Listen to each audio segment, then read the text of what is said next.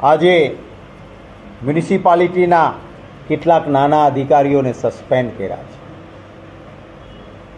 જે જગ્યા પર સરકારનો મોટામાં મોટો અધિકારી અને પદાધિકારી જતો હોય ને ફોટા પડાવતો હોય અને એ ફોટા સોશિયલ મીડિયામાં વાયરલ થયા હોય, શું નાનો અધિકારી ત્યાં પગલાં લઈ શકે ખરો? મારો સવાલ છે।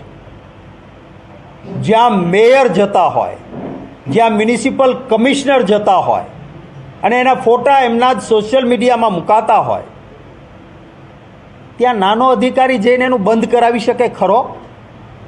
સરકારની જવાબદારી છે। ઉચ્ચ અધિકારી પદાધિકારીઓના એફઆઈઆરમાં નામ દાખલ કરો, આ મારી પહેલી માંગણી છે। શા માટે ઉચ્ચ અધિકારીનું નામ એફઆઈઆરમાં નથી આવતું? કોઈ માણસ સ્વાર્થના ધંધા માટે કાયદો તોડે, પણ કાયદો ન તૂટે ને જાનમાલની સુરક્ષા એ જવાબદારી સરકારની છે। હું આપને કેટલાક ફોટાઓ બતાવવા માંગીશ। આ છે 2022માં ભારતીય જનતા પાર્ટીના પદાધિકારી મેયરશ્રી, જે ઓટો એક્સપો આ જ જગ્યાએ લખેલું છે આમાં ટીઆરપી અરેના, ત્યાં આગળ મેયરશ્રી જાય છે। આ ફોટો ટીઆરપી અરેનાના સોશિયલ મીડિયા ઉપર છે। એ પછી એ વખતના ધારાસભ્ય અને એક આજના ભાજપના મહામંત્રી છે અરવિંદ રૈયાણી, કિશોર રાઠોડ, બીજેપી ટીમ, અહીંયા લખવામાં આવ્યું છે બીજેપી ટીમ આ જગ્યાએ જાય છે।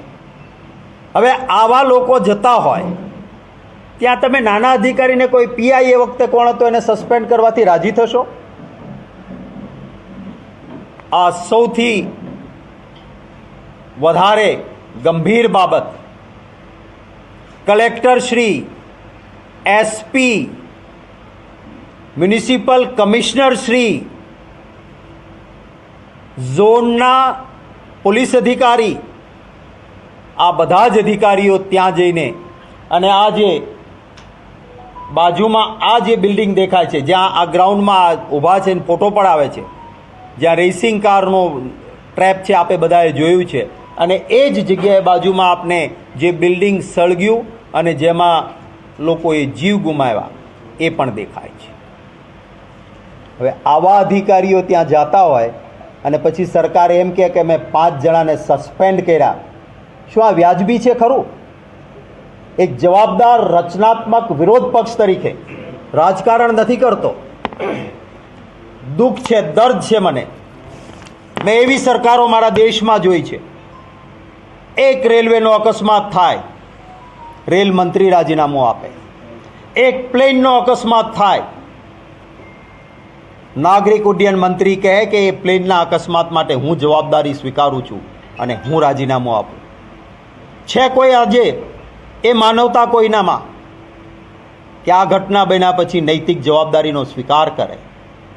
હપ્તા ઉઘરાવીને આપે એવા અધિકારીઓને ફિલ્ડમાં રખાય છે, પૈસા લઈને પોસ્ટિંગ કરાય છે, અને તટસ્થ કામગીરી કરનારા સારા અધિકારીઓ મારા ગુજરાતમાં છે, ખૂબ સારા અધિકારીઓ છે, એને સાઇડ પોસ્ટિંગ આપવામાં આવે છે કે તમારે ક્લાર્કની જગ્યા જેવું કામ કરવાનું, તમને ફિલ્ડ પોસ્ટિંગ નહીં।